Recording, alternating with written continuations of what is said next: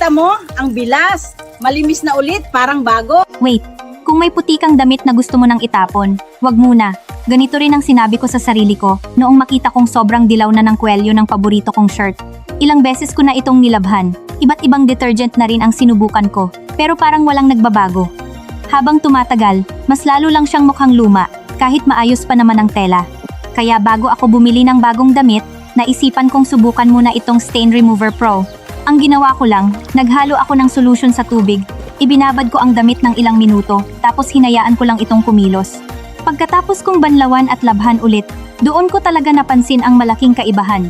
Mas luminis ang tela, mas nabawasan ang mga lumang mansa, at pati ang paninilaw sa kwelyo ay mas gumanda ang itsura. Ang sarap tingnan dahil parang nabigyan ulit ng bagong buhay ang damit. Simula noon, hindi lang mga puting damit ang nilalagyan ko nito. Ginagamit ko na rin sa mga tuwalya, medyas, sapatos, at iba pang labahin na may matitinding mancha. Sa totoo lang, ang dami ko palang gamit sa bahay na akala ko wala ng pag-asa. Kailangan lang pala ng tamang panglinis bago mo isiping itapon o palitan ng bago.